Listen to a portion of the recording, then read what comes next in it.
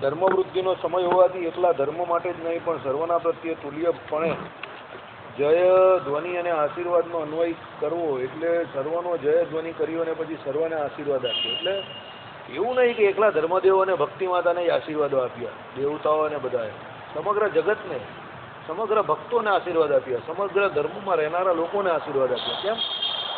જ્યારે ધર્મનું અવતરણ થાય છે, જ્યારે ભગવત ભક્તનું અવતરણ થાય છે, મોટા આચાર્યોનું અવતરણ થાય છે, ત્યારે શું થાય છે? તો પૃથ્વી ઉપર જે કોઈ અધર્મ ફેલાતો હોય એ અધર્મની સામે એ લોકો એક પ્રકારનું યુદ્ધ છેડે છે, અને અધર્મથી પીડાતા જે બીજા ધર્મજ્ઞ લોકો છે એની સામે એ રક્ષણ આપે છે. એટલે જેટલા પણ એમ કહે કે જગતમાં સામાન્ય જીવ છે અને જેટલા ભગવત ભક્તો છે બધાને કોણે આ દેવતાઓએ આશીર્વાદ આપ્યા. બરાબર? એટલે બધાનો જય ધ્વનિ કર્યો. પુત્રનો પ્રાદુર્ભાવ થયા પછી ધર્મશાસ્ત્રમાં પ્રવીણ ધાર્મિક એવા બાળ શર્મા વિપ્રે પુત્ર જન્મના અતિશય આનંદથી સંભ્રાત થઈ ગયા હોય ને શું એવા થઈને, અથવા સંભ્રાત એટલે આદરયુક્ત થઈને પુત્રનો જન્મ થયો સાંભળ્યું એ જ ક્ષણમાં તે જ વખતે પહેરેલા વસ્ત્ર સહિત સ્નાન કર્યું. બરાબર? આપણે ત્યાં એવી વિધિ છે કે ભાઈ તમારે ત્યાં પુત્ર ઉત્પત્તિ થાય કે એવું કંઈક થાય એટલે પહેલાં સ્નાન કરી લેવું, પહેલું સ્ફૂટક લાગી જાય એટલે પહેલાં સ્નાન કરી દેવાનું, પહેરેલા વસ્ત્રે સ્નાન કરી દેવાનું. બરાબર?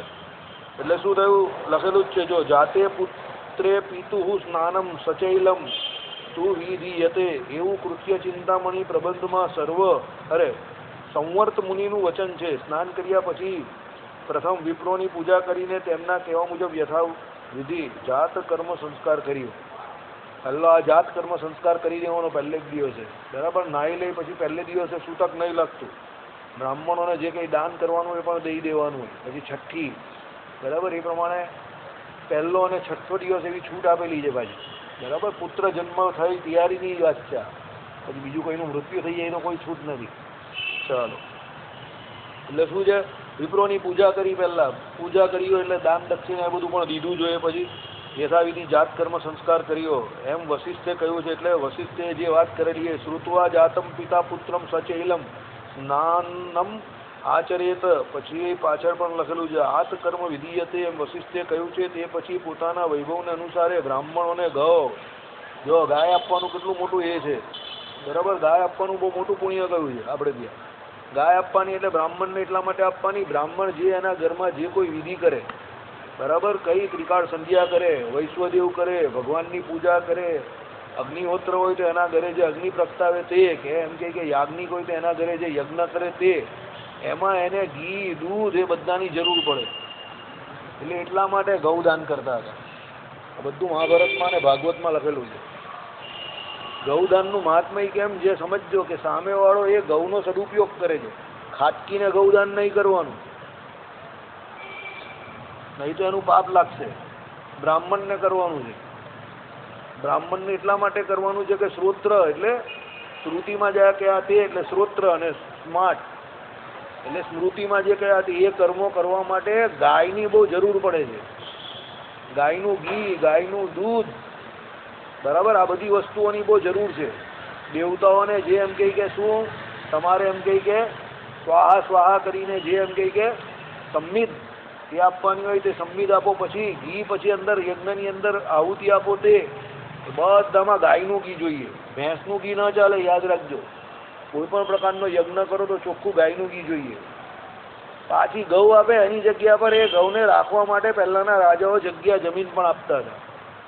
અરે તમે તો એની વાત કરો, રાખવા માટે એક માણસ પણ આવે પાછો, પશુપાલન કરવા માટે. પહેલાના ગામડામાં ગૌ ચરણ રાખતા જ ને, બધું ગાયને ચરવા માટે જ રાખતા હતા ને. માણસ પણ આપે પાછા, ભૂમિ પણ આપે. બરાબર? એટલે કહેવાનો મતલબ શું? ગાય જોડે ભૂમિ પણ દાન કરે. આપણે તો કહીએ ભાઈ આપણે ત્યાં જગ્યા જોઈએ તો પેલો ગાય આપણે તો રાખે ક્યાં?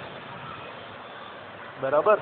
એટલા માટે અત્યારે ગાડીના પાર્કિંગ માટે જેમ મગજમારી થાય જ ને, પહેલાના સમયમાં ગાયના પાર્કિંગ માટે મગજમારી થતી હતી. એટલે મોટા મોટા પેલા ગોસ્ત બનાવતા હતા, એની અંદર ગૌશાળા, એની અંદર પેલા વાંસ ને એની અંદર આખું બધી બાજુથી પેક કરી દે. ઉપરથી પરમેનન્ટ નહીં રાખે, ટેમ્પરરી રાખે. એટલે બહુ તડકો પડે તો બંધ કરી દે, અને વરસાદ પડે તો બંધ કરી દે. બાકી આમ થોડું ખુલ્લું રાખે એટલે હવા ઉજાસ રહીને ગાય માટે થોડું વિચારવાની જગ્યા હોય. અને ઘાસચારો નાખવાનો હોય તો કાં પેલું ભૂસું નાખે, કાં પછી એને બહાર લીલું ઘાસ ખાવા લઈ જાય. એટલે એના માટે એના પાછા એક્સપર્ટ માણસ હોય. અરે ગૌશાળાવાળા ડૉક્ટરો પણ રાખે છે પાછા, વેટરનિટીવાળા પેલા પાછા, બરાબર. એટલે એ ડૉક્ટરો પણ રાખે. હું હમણાં ગૌશાળામાં જઈને આવ્યો તો બધું તપાસ કરીને આવ્યો ને બધું જોઈને આવ્યો ઝરખોડમાં.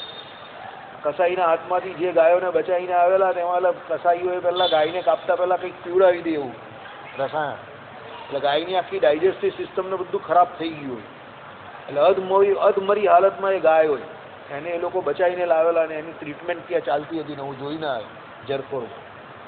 તમને આમ એવું આમ હરેરાટી છૂટી જાય કે આ લોકો કેટલા નાલાયક ને કેટલા નીચ કક્ષાના માણસો છે, તો આવું કૃત્ય કરતા હશે, બરાબર. એટલે કળિયુગમાં આ બધું આવું થાય. કળિયુગની દરેક યુગમાં આવી ગૌહત્યા થાય છે અને ત્યારે જ વ્યવસ્થા બધી ખોરવાઈ જાય છે. એટલે આપણે ત્યાં ગૌદાનને સૌથી પહેલું સ્થાન આપવામાં આવેલું છે. એટલે શું કહ્યું, પહેલાં બ્રાહ્મણોને ગૌ, પછી હિરણ્ય. હિરણ્ય એટલે ખબર ને તમને, સોનું, સુવર્ણનું દાન પણ બહુ મોટું કર્યું છે. પછી અન્નાદી દાનો યથાવિધિ આપ્યા, બીજું અન્ન આપ્યું, બરાબર. એટલે આ બધા બહુ સારા દાનો કયા છે. આ તો નૈમિતિક શ્રાદ્ધ કર્યા પછી જાણું, બરાબર. આ નૈમિતિક ક્રિયા કરીએ કારણ કે પુત્રનો જન્મ કંઈ રોજ નહીં થતો હોય. પ્રસંગોપાત જે કર્મ કરવામાં આવે એ બધા નૈમિતિક કર્મ કહેવાય, બરાબર. અને જે કર્મ રોજ તમે કરો એ બધા નિત્ય કર્મ કહેવાય. પૂજા પાઠ કરવા ભગવાનના રોજ એ કરો, ત્રિકાળ સંધ્યા કરવું એ નિત્ય કર્મ છે. આહનિક વિધિ કરવું એ નિત્ય કર્મ છે. 5 માનસી પૂજા કરવી એ નિત્ય કર્મ છે.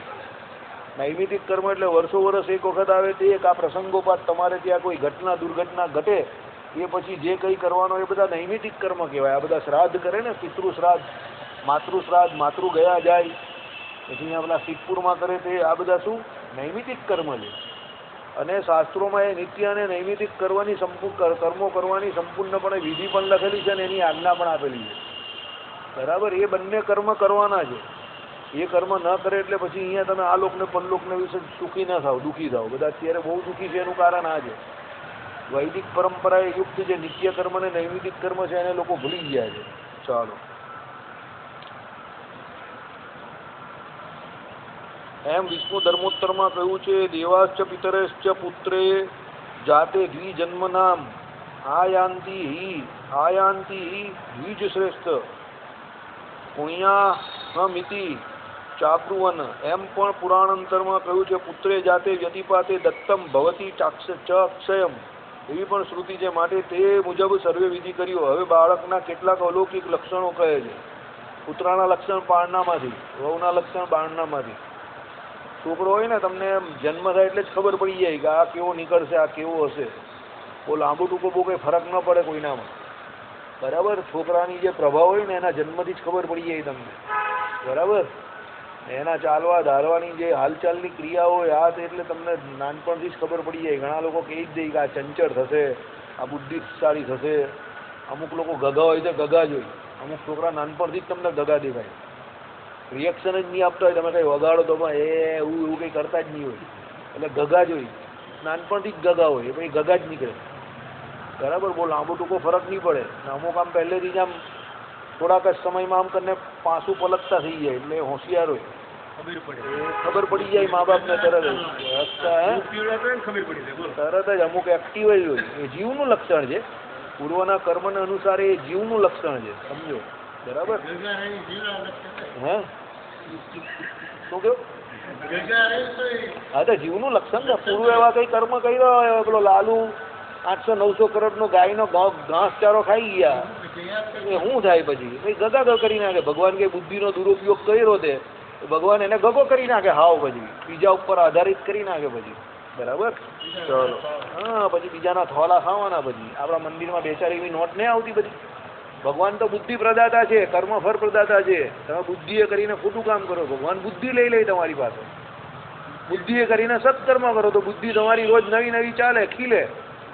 શાસ્ત્રોના અર્થોમાં તમને ધીમે ધીમે ખબર પડવા માંડે. સત્પુરુષનો સમાગમ કરાવે, સત્સંગનો સમાગમ કરાવે. ભગવાન પોતાના સ્વરૂપનું જ્ઞાન આપે. એટલે તમે સત્કારિક કર્મ કરો તો ભગવાન તમને એના બદલામાં એવું સારું ફળ આપે. ખરાબ કર્મ કરો તો એ પ્રમાણે આપે. તમે તમારા સ્વાર્થ માટે કોઈનું ગળું દબાઈ દેવું, કોઈના ખિસ્સા કાતરી લેવું, એ જે જીવ જેવા કર્મ કરે એ પ્રમાણે જ પરમાત્મા એને પ્રેરે. અને પછી શાસ્ત્રોમાં ને ગીતામાં જે પ્રમાણે કહ્યું એ પ્રમાણે અંતે જાતા એ નીચવનીને પામે, અધોગતિને પામે. એમ કરીને ઉત્તર એની શું અધોગતિ થાય. એ સત્કર્મ કરે એની ઉદ્વગતિ થાય. બરાબર, બધું બરાબર જ છે દુનિયામાં, જે કંઈ ચાલે છે બધું બરાબર છે. શાંતિથી છે ને સત્પુરુષનો સમાગમ કરીને સત્શાસ્ત્ર સાંભળો, વાંચો, એટલે તમને બધું ખબર પડી જાય, બધું બરાબર છે. પરમાત્માની બનાવેલી દુનિયામાં કોઈ અન્યાય નથી, કે કોઈ ઘાલમેલ નથી, કે કોઈ સુધારો વધારો કરવાની કોઈ જરૂર નથી. બધું જેમ છે તેમ યથાવત પરિસ્થિતિમાં બરાબર જ છે એમ માનીને જ ચાલજો, તો જ તમને ભગવાનનો નિશ્ચય છે. બરાબર. બાકી તમે એમ કહો કે ના આમાં આમ થઈ ગયું હોત તો વધારે સારું થાત, ને આમાં આમ ફેરફાર હોત તો વધારે સારું થાત, અને આ ભગવાને જોડું મારી જોડે થોડુંક અન્યાય કરી નાખ્યો ને મને આમ છે ને તેમ છે ને, એ બધી ફરિયાદ નહીં કરવાની. ભગવાને બધું બરાબર જ કરેલું હોય. બરાબર. ચાલો, એટલે લક્ષણો હવે કહે છે, અતિ કોમળ અવયવવાળા આ બાળક દાસ પેલો મચ્છર વગેરે પીડા પમાડે છે, પણ પ્રાકૃત બાળકની પેટે પીડા નહીં સહન થતા ક્યારેય પણ રુદન કરતો નથી, પરંતુ તેની વ્યથાને સહન કરે છે. જો આ પહેલું લક્ષણ આવી ગયું ધર્મદેવનું. અસુરોએ આટલી બધી પીડા પમારેલી, પણ ધર્મદેવ કોઈ દિવસ કકડાટ નહીં કરતા હતા, રડતા નહીં હતા. એટલે નાનપણથી એમ કે પેલા મચ્છરોને આ પેલા બધા આવે ને, પેલા ગામડામાં થાય ને જીવાત, મોટી મોટી આટલા જીવડાઓ પણ હોય, એને કરડે આમ થાય તો પણ પ્રાકૃત બીજા બાળકોની જેમ રડતા નહીં હતા, શાંતિથી સહન કરતા હતા. બરાબર. ચલો, આવી બાળકની સહન શક્તિ જોઈને સ્ત્રીઓ પણ આ પ્રાગયોગી એટલે યોગમાંથી ભ્રષ્ટ થયેલો તથાપી પૂર્વ સંસ્કારમાંથી નહીં પતિત થયેલો છે એમ માનવા લાગી. તો પ્રાજ્ઞ પુરુષો એમ માને, એમાં તો કહેવું જ શું. એટલે બધી જે સ્ત્રીઓ હતી એ કહેવા માંડી કે આ ભાઈ કોઈ યોગભ્રષ્ટ જીવ છે પૂર્વનો. બરાબર. કર્મે કરીને અહીંયા નથી આવ્યા, એટલે શું કહ્યું કે યોગમાંથી ભ્રષ્ટ થયેલો તથાપી પૂર્વ સંસ્કારમાંથી નહીં પતિત થયેલો છે. પૂર્વના જે સંસ્કાર છે એનાથી કંઈ પાપથી નથી આવ્યા અહીંયા. પૂર્વના સંસ્કાર એના જેવા હતા એવા ને એવા છે. બરાબર. એટલે કહેવાનું તાત્પર્ય એવું છે કે પૂર્વ જન્મમાં જે કંઈ સત્કર્મ કર્યા હોય અને એના જે સત્કર્મના જે સંસ્કારો એ જે જીવને વિશે રહેલા છે તે તેવા ને તેવા છે. એને કરીને સહન કરવાની જે વૃત્તિ તે છે. માણસની સહન કરવાની વૃત્તિ ઉપર ખબર પડે કે આ માણસ કેટલો મહાન છે. સમજો, કોઈ પણ માણસને ઓળખવું હોય તેની સૌથી મોટામાં મોટી નિશાની આ છે, એની સહન કરવાની વૃત્તિ કેટલી છે, એ કેટલો જલ્દી ડગી જાય છે, એ કેટલો જલ્દી સંજોગોથી હેરાન પરેશાન થઈ જાય છે, કે એ કેટલો ખરાબ સંજોગોમાં શાંત રહી શકે છે. એની ઉપરથી ખબર પડે કે આ કેટલો ધર્મશીલ છે, કે આને કેટલી ભગવાન પ્રત્યે નિષ્ઠા છે. બરાબર. જેને ભગવાનમાં નિષ્ઠા નહીં હોય તો કંઈક આટલી બધી મહેનત કરું ને ભગવાન કંઈ દેતા જ નથી, ભગવાન મારી ઉપર કંઈ જોતા જ નથી, ભગવાન હશે કે નહીં હશે એ પણ એક ડાઉટ કરવા માંડે, શંકા કરવા માંડે. આ શું છે? અશ્રદ્ધા છે. એને ભગવાનના જે વાક્યો, પરમાત્મા વિષય, પરમાત્મા જે તત્વ એની ઉપર હજુ શ્રદ્ધા નથી. એટલે એનો આ જન્મનો નવો હજુ દાખલો છે. બરાબર. અને જેને ભગવાનમાં શ્રદ્ધા છે, પેલા રતિદેવની જેમ કેટલા 49 ઉપવાસ થયા અને પછી પેલું કૂતરું આવી ગયું, તો એને ભગવાને સમજીને ભગવાનની કૃપાથી જ આવ્યું હશે, ભગવાને જ મોકલું હશે એમ કહીને આપી દીધું. એટલે કહેવાનો મતલબ શું? આવી ધીરજ આખ્યાનમાં બધી ધીરજ વિશે વાત કરેલી છે મોટા મોટા હરિભક્તોની. એટલે તમારી કસોટી જે જીવની કસોટી થાય એ ક્યારે થાય? ખરાબ સમયમાં થાય. ખરાબ સમયમાં ભગવત ભક્ત એ કેવો છે તે ખબર પડે. પછી જરા ખરાબ સમય આવે ને પછી જરા પણ મંદિર આવવાનું બહુ સારો સમય હોય તો પણ ઘણા લોકો પહેલા સત્સંગમાં આવતા હતા, હવે બહુ સુખી થઈ ગયા તો આવતા બંધ થઈ ગયા. ઘણા એવા છે કે જે બિચારા દુઃખી થઈ ગયા એટલે સત્સંગમાં નહીં આવતા, કે ભગવાન મારી સામે નહીં જોતા. તો એ પહેલા આવતા હતા તો કેમ આવતા હતા? ભાઈ આવતા હતા, સમય હતો તો આવતા હતા, પણ ભગવાનનો જોઈએ એવો નિશ્ચય નહીં હતો. ભગવાન કરતાં વધારે માયાનો નિશ્ચય. એટલે શું? ભગવાનને મૂકી દઈ પછી. બરાબર. કહેવાનું તાત્પર્ય શું છે કે તમારી સહનશીલતા જે છે એ તમારી પોતાની આખા પર્સનાલિટીની અનુભૂતિ કરાવે બીજાને. બરાબર. ઘણી જગ્યા પર તમને કોઈ કંઈ બોલે નહીં, પણ તમે જે સહન કરો ને એ સામેવાળાને ફીલ તો થતું જ હોય કે આ સહન વધારે કરી રહેલો છે. અને લાગણી તો થતી જ હોય, એને ખબર પડતી હોય કે આ પરિસ્થિતિમાં હું ટકી શકું કે ન ટકી શકું. આઈડિયા આવ્યો? એટલે 64 ઉપવાસ કરેલા. અરે અંગ્રેજો ગોરાઓ ત્યાં પાર્ટી કરતા હતા ને, તો પેલી ગોરી મેમ હોય ને ત્યાંની, તે કહે કે તમે બધા માણસની જાનવર છો, યુ આર એનિમલ્સ. પેલી આવું કહ્યું. ત્યાં પેલો માણસ 64 ઉપવાસ કરે જ ને તમે અહીંયા તાતા થઈ ગયા ને પાર્ટી કરો છો. અંગ્રેજ ગવર્મેન્ટ આખી હલી ગઈ, 64 ઉપવાસ કરી નાખ્યા એ માણસે. કેવી એનું આત્મબળ, ભગતસિંહે એનું આત્મબળ કેવું મજબૂત હશે વિચાર કરો. કહેવાનો મતલબ શું, તમારામાં જે સહન શક્તિ જે છે તે, એમ ધર્મવાળો માણસ હોય એ એનો મુદ્દો અલગ હતો, એ દેશભક્ત માણસ હતો, પણ એની સહનશીલતા હતી એ બાબતમાં. આપણે ધર્મને માનનારા છે, ભગવાનને માનનારા છે. ધર્મદેવે એના જિંદગીમાં કોઈ દિવસ ધર્મને ન મૂક્યો. જન્મથી જે કંઈ થયું તે અંત સુધી એમણે ધર્મને કોઈ દિવસ ગૌણ ન કર્યું. ગમે એટલું દુઃખ પડ્યું, ગમે એ થયું, પણ ધર્મને કે ભગવાનને કોઈ દિવસ મૂક્યા નહીં. પ્રધાનપણે એ ધર્મ અને ભગવાન જ રહ્યા. પછી આપણે એમ કહીએ કે મારો મોક્ષ થશે કે ન થશે, મને ભગવાન મળશે કે ન મળશે. અરે ભાઈ, એ પૂછવાની જરૂર જ કાં છે? તમારી જિંદગીમાં પ્રધાનપણે શું છે તમને મળે ને એ તમારી જોડે થાય. બીજા પાસે જવાની કે કોઈને પૂછવાની કઈ જરૂર જ નહીં. તમે પોતે જ તમારી જાતને આંકી લઉં ને, તમે જે કરો રોજ બરોજ, એટલે તમને ખબર જ પડી જાય કે તમારા જીવનમાં મુખ્યપણે છે શું, માયા છે કે ભગવાન છે. ભગવાન હશે તો ભગવાન મળશે, માયા હશે તો માયા તો છે જ. પુનરપી જન્મમ પુનરપી મરણમ શંકરાચાર્ય કહી ગયા છે. સંસાર તો વળગેલો જ છે, અને પહેલા કોઈ ઈચ્છા આપણી હતી ભારે ભોગવવાની, વિષયોને ઈચ્છા હતી એ તૃપ્ત નહીં થઈ, એ ઈચ્છાઓને કારણે અત્યારે અટવાઈએ છે. તો અત્યારે ઈચ્છા રહી જશે તો પાછા આવશું. સમજો, ઈચ્છા કઈ નહીં તો સંસારની ઈચ્છા, જગતની ઈચ્છા. તેમાં કોઈ બીજાને પૂછવાની જરૂર કાં છે? તમે આંખ મીચો કે તો તમને તરત જ ખબર પડી જાય કે તમને કેટલી ઈચ્છા છે જગતને ભોગવવાની, કે જગતને બતાવવાની, કે જગતમાં જીવવાની. એમાં બીજાને કંઈ પૂછવાની જરૂર જ નહીં કે મારો મોક્ષ થાય કે નહીં થાય, કે મને ભગવાન કેટલા પ્રિય છે કે મારા. એ તમારી પાસે જ છે બધું સર્ટિફિકેટ. આઈડિયા આવી ગયો? એટલે પોતે આપણે સેલ્ફ એનાલિસિસ રોજબરોજ, મહારાજે વચનામૃતમાં શું કહ્યું, મોટા દિવસ હોય ત્યારે તમારે પોતાનું એનાલિસિસ કર્યા કરવાનું. સેલ્ફ એનાલિસિસ જે અંગ્રેજીમાં કહી તે પ્રમાણે. તો ભાઈ, ગયા વર્ષે મને જગતની કેટલી વાસના હતી ને ભગવાનની કેટલી હતી, ને આ વર્ષે કેટલી છે, જગતની વધી કે ભગવાનની વધી, એમ તમારે તમારો તપાસ કર્યા કરવાનો. એટલે તમને ખબર પડી જાય કે ગયા વર્ષે હું કેવો હતો, આ વર્ષે હું કેવો છું. જે સત્સંગને છોડીને, ભગવાનને છોડીને જગતમાં રચ્યા પચ્યા થઈ ગયા અને જગતની વાસના વધી. સમજ્યા? જેને સત્સંગને ગૌણ નહીં કર્યો, ભગવાનને ગૌણ નહીં કર્યા, અને જે ભજન વધારવાની કોશિશમાં છે, જેને એવી ઈચ્છા છે કે ભાઈ હજુ ભજનને સત્સંગ વધવો જોઈએ, અને ભગવાનની વાસના વધારે છે અને ભગવાનની ઈચ્છા વધારે છે. એકદમ સીધો હિસાબ છે. જેને ભગવાનને ભજવા છે એ શું વિચાર કરે કે વધુમાં વધુ સમય મંદિરે જવો જોઈએ, વધુમાં વધુ સમય સત્સંગમાં જવો જોઈએ, હજુ એકાદ બે બીજી રોજ સભા થતી હોય તો સભા કરવી છે. એમ એને આવી ઈચ્છા હોય કે ચાલ ભાઈ, એક સભામાં કંઈ થાય નહીં, બીજી સવારે એકાદ સભા થતી હોય તો કરીએ.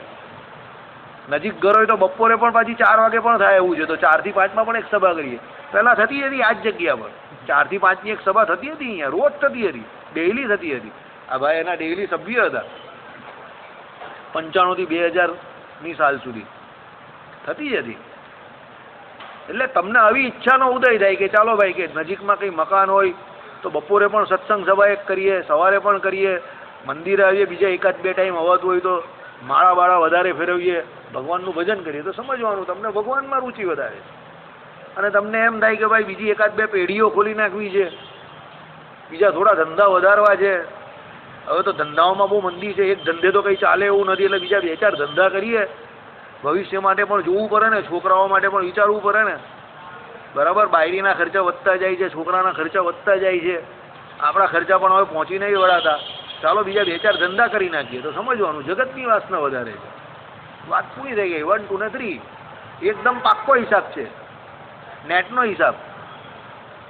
બરાબર. એટલે બુદ્ધિજીવી માણસ હોય ત્યાં પ્રમાણે વિચારે. બુદ્ધિજીવી એટલે કયો? શાસ્ત્રના અર્થને જાણનારો, સાર રસાનને જાણનારો, એને શાસ્ત્રમાં બુદ્ધિશાળી કયો. બાકી જગતમાં વ્યવહારિક કામમાં કોઈ કાર્ય કુશળ હોય એને કંઈ બુદ્ધિજીવી નહીં કહ્યા. અરે ભગવાને તો ત્યાં સુધી કહ્યું કે કદાચ કોઈ શાસ્ત્રના અર્થને જાણનાર હોય, પંડિત હોય, વિદ્વાન હોય, પણ જો એના કલ્યાણ માટે એ કંઈ કરી નહીં શકતો હોય તો એ પણ બુદ્ધિજીવી નથી. ભલે શાસ્ત્રના અર્થને જાણતો હોય, પણ પોતાના મોક્ષ માટે જો કંઈ કરતો નહીં હોય, ભજન નહીં કરતો હોય, સત્સંગ નહીં કરતો હોય, એ કહે કે ભાઈ મને તો બધી ખબર જ છે, ભાઈ ભજનને સત્સંગ કરવાની કાંઈ જરૂર છે, તો એ પણ બુદ્ધિશાળી નથી. બરાબર. એટલે આ બધા લક્ષણો છે શાસ્ત્રોમાં. જ્યારે જ્યારે જે કંઈ પણ ચરિત્ર આવે એ આપણે શીખવાડે છે. આ બધું તમે ઘરે વાંચી શકો છો, હું પણ વાંચી શકું છું. પણ એમાં શું છે કે એ ઘરે વાંચવાથી મને કે તમને આટલી મજા નહીં આવે. આ મંદિર જે છે આ તપભૂમિ છે, આ ભજન કરવાની ભૂમિ છે, એટલે અહીંયા તમને જે સત્સંગ કરવાથી આનંદ આવે, જે સમાસ થાય, વાક્ય વાક્ય તમને પોતાની ઉપર શું સેટ કરવું, પોતે શું શીખવું એ ખબર પડે. એટલે હંમેશા શ્રીમદ ભાગવતમાં કહ્યું પ્રમાણે ભગવાનના અવતારો અને ભાગવતો ઉત્તમ, એટલે ભગવાનને જે ઉત્તમ છે, ભગવાનને જે પ્રિય છે એવા ભગવત ભક્તોના ચરિત્રો ઉપરથી આપણે ઘણું બધું શીખવાનું મળે છે. એટલે ભગવત ભક્તે મહારાજે કહ્યું ને, ભગવાન અને ભગવાનના ભક્તો. દર વચનામૃતમાં 2-4 વચનામૃત જાય એટલે ભગવાન અને ભગવાનના ભક્તો એને પકડી જ રાખવાના છેલ્લે સુધી. કારણ કે એ જ તમને અક્ષરધામમાં તમારું જે ફેવરિટ છે ને, બધાને ધામમાં બહુ જવું છે ને ત્યાં સુધી પહોંચાડી દે છે. મારું તો ફેવરિટ નથી એટલું, કારણ કે મને તો ભગવાન જોઈએ છે. ધામ પછી ભગવાને જ્યાં સેટ કરવો હોય તો કરી દેશે. મને ધામ માટે કોઈ ઝઘડો જ નહીં. ભગવાન મળી ગયા એટલે વાત પૂરી થઈ ગઈ. 1, 2 ને 3 બરાબર. ભગવાન જ્યાં છે ત્યાં જ બધા ધામ છે ને ત્યાં જ બધું જ છે. ભગવાન મળવા જ બહુ અઘરા છે. કઠણ કામ તો ભગવાન મેળવવા છે. બીજી બધી વસ્તુ ગૌણ છે. એ તો ભગવાન સંગ ખડાડી દે એટલે થોડી ઘણી જે કંઈ અજ્ઞાન અવસ્થા હોય આપણી એ પણ ચાલી જાય. ભગવાનના શબ્દો જેવા અતિ પ્રિય છે કે ભગવાન તમને ખાલી દર્શન આપે એટલે તમારું બધું અજ્ઞાન ચાલ્યું જાય. ધ્રુવજી પ્રહલાદજીની જેમ. એટલે ભગવાન મળી ગયા તો બધું મળી ગયું. મોસાળે જમણવાનને માં પીરસનાર એવી હાલત થઈ જાય ભાઈ. તો જલસા જ જલસા, ખાઈ પીને લહેર જ છે. બરાબર. ચાલો, એટલે સ્ત્રીઓ આવું માનવા માંડી. સ્ત્રીઓ શબ્દ અહીંયા એટલે માટે લખ્યો કે ભાઈ સ્ત્રીઓ તો સામાન્ય રીતે લૌકિક રીતે હોશિયાર હોય, એમને બીજી કઈ બહુ ખબર ના પડતી હોય, તો પણ સ્ત્રીઓ એવું માનવા માંડી કે ભાઈ આ તો કોઈ અલૌકિક પુરુષ છે, પૂર્વજન્મના કઈ યોગ ભ્રષ્ટ લાગે છે કે આટલું બધું સહન કરે છે. તો પ્રાજ્ઞ પુરુષો એટલે જે સત્સંગી, જે જ્ઞાની પુરુષો, જે કંઈક સાર અસારના વિવેકને, શાસ્ત્રોને જાણનારા છે, એવા પ્રાજ્ઞ પુરુષો જે કયા એમ માને એમાં કેવું જ શું. બરાબર. એટલે પુત્રના લક્ષણ પારણામાંથી જ, એટલે ધર્મદેવજીના લક્ષણ પારણામાંથી જ દેખાતા હતા કે ભાઈ બહુ ધર્મને માનનારા છે, ધર્મના સ્વરૂપની ઓળખાણ આપનારા. એટલે ધર્મદેવ ધર્મ શું છે એ આખા જગતને એમણે શીખવાડ્યું કે આને ધર્મ કહેવાય. અર્થાત પ્રાજ્ઞની પેટે પામરોએ પણ, જો આવી ગયું ને સ્ત્રીઓનું ઉદાહરણ કેમ આપ્યું, પામરોએ પણ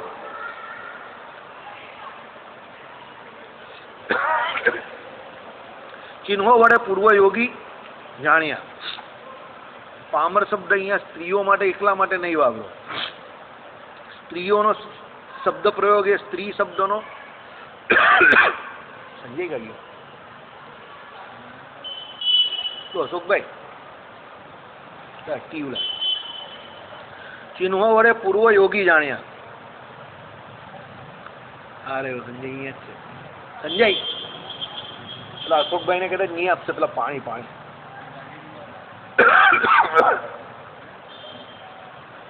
કહેવાનો મતલબ અહીંયા એવો છે કે એમના જે લક્ષણો હતા એની ઉપરથી એકલા પ્રાજ્ઞ પુરુષો નહીં પણ સામાન્ય જીવને પણ ખબર પડી ગઈ. પાછા કોઈ સ્ત્રીઓ એનું વાંચે આ તો સ્ત્રીઓને એવું લાગે કે અમને અહીંયા બુદ્ધિ વગરના કયા કે પામર કયા. એવું નહીં.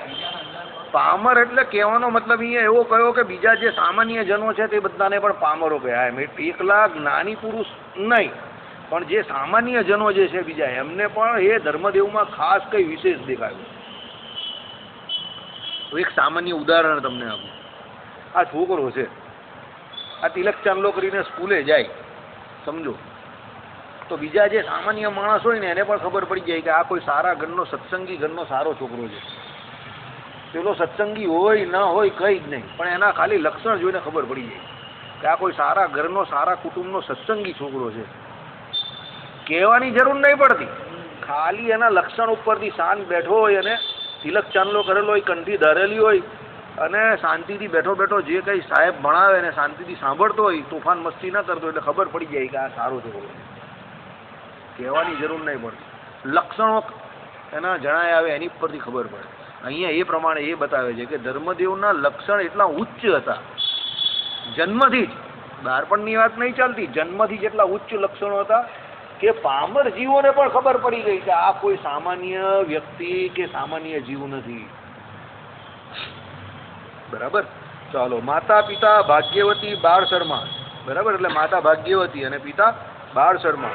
આ બાળકના જાનુ પર્યંત લાંબા બાહુ યુગળ. જો આવી ગયું ને આ ગોઠણ એનાથી લાંબા જેના બાહુ હોય એ સામાન્ય વ્યક્તિ ના હોય. રામાનંદ સ્વામીના હાથ લાંબા હતા, શ્રીજી મહારાજના લાંબા હતા, ધર્મદેવજીના પણ લાંબા હતા, ગાંધીજીના પણ લાંબા હતા. મહાત્મા ગાંધીજી પણ આજાન બાહુ હતા. જે વ્યક્તિ આજાન બાહુ હોય એ સર્વસામાન્ય ના હોય, બરાબર? એ લીડર હોય.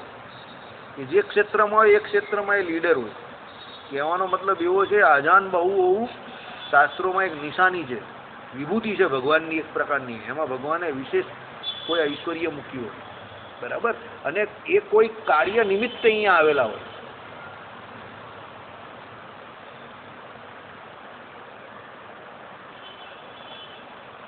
ઊંડું ખોટું લાયા.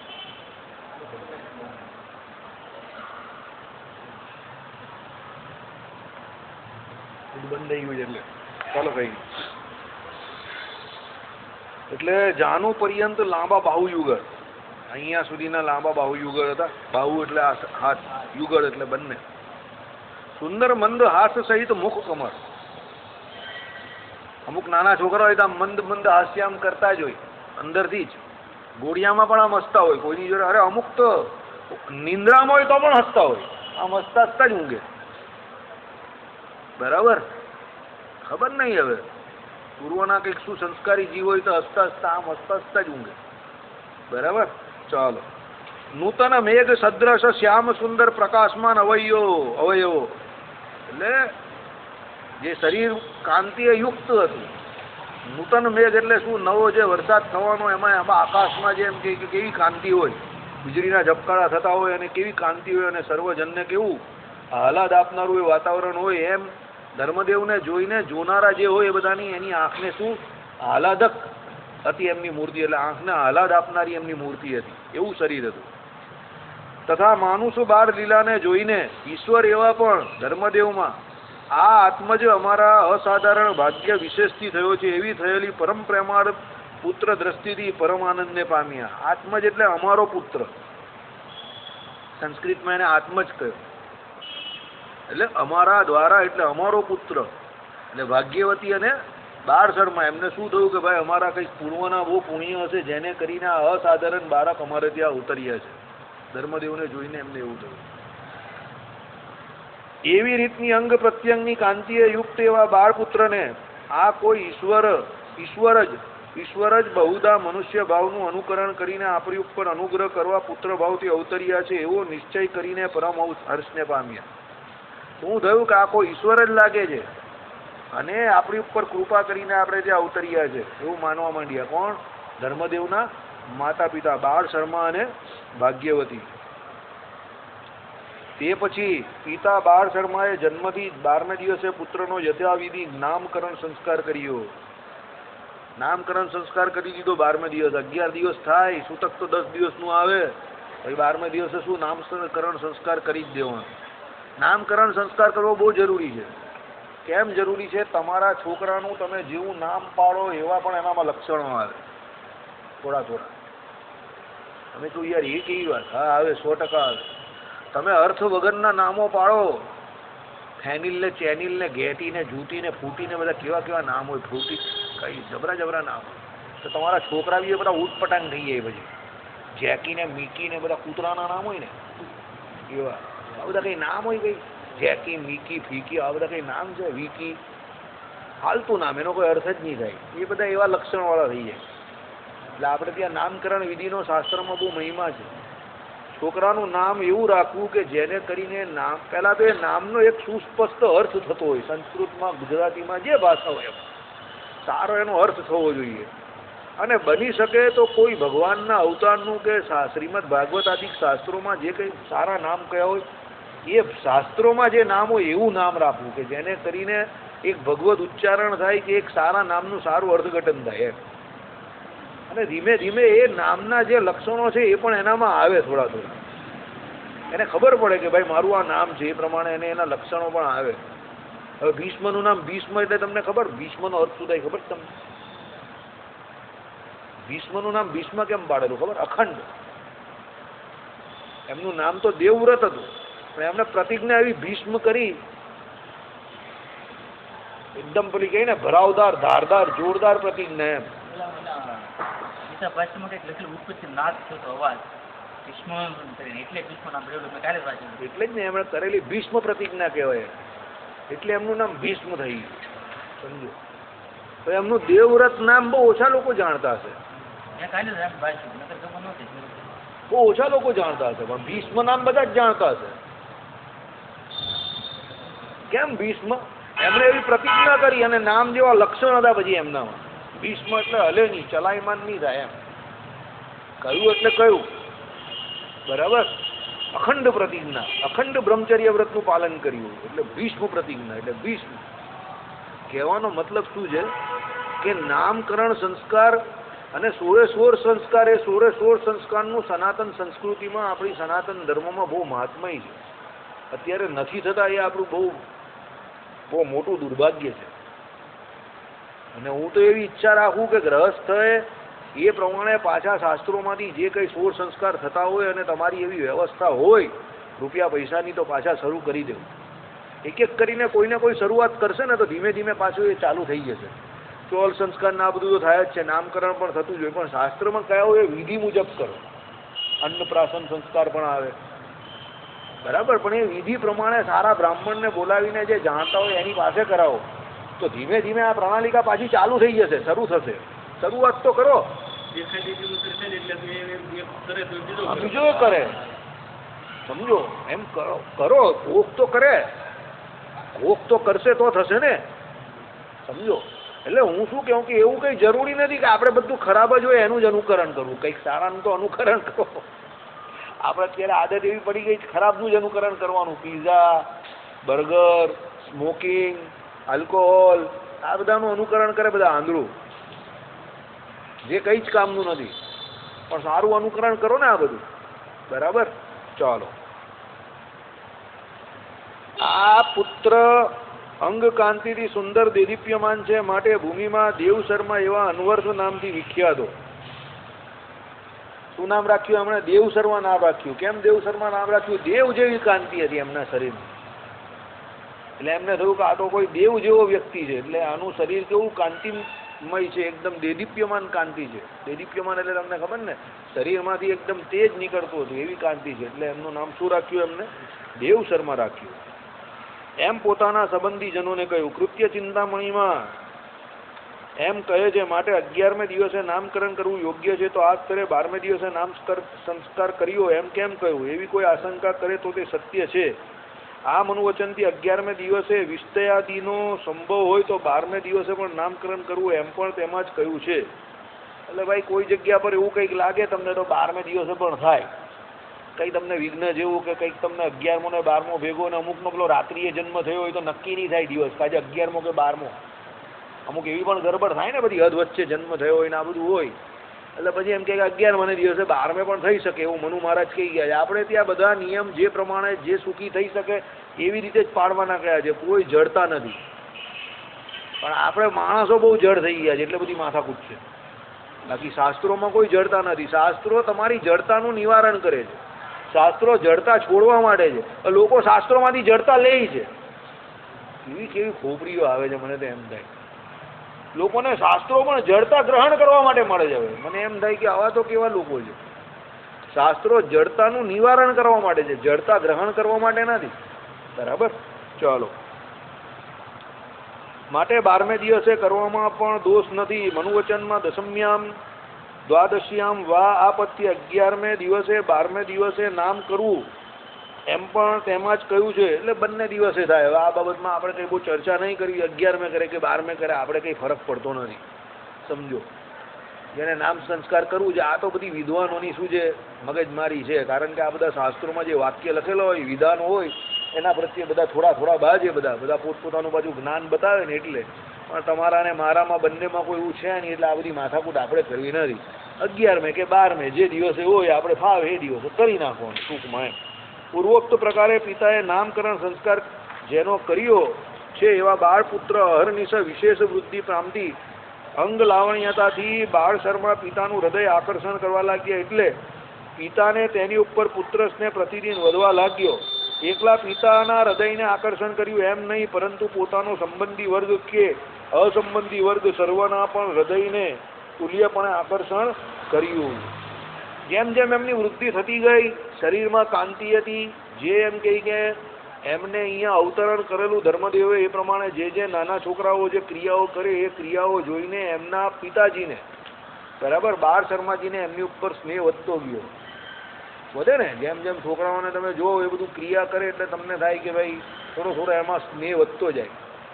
એમ એકલા ધર્મદેવના પિતાજીને નહીં પણ બીજા જે કોઈ હતા એ બધાને પણ એમને જોઈને શું રોજ રોજ જોવાથી સ્નેહ વધતો ગયો. વળી આ બાળક સર્વ કોઈને વારંવાર અતિ દર્શનીય થયો એટલે પ્રતિક્ષણ જોનારા જનોને પણ જાણે નિત્ય નવો હોય ને શું એમ અતિ આહલાદ આપનારો થયો. દર્શનીય હોય, અમુકના ચહેરા દર્શનીય હોય, અમુકની ક્રિયા દર્શનીય હોય, અમુક માણસ કંઈક કરે એના માટે તમે આતુર રહો કે આ કંઈક કરે તો હમણાં મજા આવે. મારા ભાગળ પર એક રિક્ષાવાળો એવો હતો, એ શાંતિથી રિક્ષા લઈને ચાલ્યો જાય એટલે લોકો એને પૂછે ભાઈ માંડો પડી ગયો તું, કારણ કે કંઈ ને કંઈ અડપલા કરતો જ જાય. તો લોકો એના અડપલા જોવા માટે જ બેઠા હોય. કંઈ તો છેલ્લે રિક્ષામાંથી મોડું બહાર કરીને પૂછે કોઈને પણ, ચાલ ભાઈ કા આવવાનો છે, નહીં આવવાનો એને પણ પૂછે. એ કોઈ કાકો એને કંઈ કાકા ચાલો નહીં છેલ્લી જગ્યા પર લઈ જાઉં. કાકો કહે કે મને કેમ છેલ્લી જગ્યા પર લઈ જવાની તું વાત કરી? કાકા ત્યાંથી કોઈ પાછું આવતું જ નથી, ચાલો હવે હું કામ ઘરવાળાને હેરાન કરો છો, બેસી જાવ ત્યાં જ જવાનું છે, ફેરો જ છે, મુક્તો આવી બરાબર. પણ કંઈ ને કંઈ અડપલા કરતો જાય ખરો. એટલે અમુક માણસ એવા હોય દર્શનીય હોય, અમુક દર્શનીય એટલે શું એ કંઈ પણ કરે તમને ગમે, તમે આતુર હો કે આ કંઈક કરે, આ આવે, આ મળે. અને અમુક એવા મસ્ત હોય ને કે તમને મળી જાય તો તમને એમ થાય કે આ ભાગે તો સારું, આ કાથી આવી ગયો બરાબર. એવા અદર્શનીય પણ હોય. ચાલો, શ્રીમાન એટલે અપૂર્વ શોભાએ સંપન્ન પ્રતિદિન એટલે આશુ એટલે શું? વ્રીહિની પેઠે વૃદ્ધિ પામતા શરીરનો અવયવો જેના જે શ્યામ સુંદર શરીર જેનું છે, કાલે જોઈશું, બહુ લાંબુ છે. શ્રીપતિમ શ્રીધરમ સર્વદેવેશ્વરમ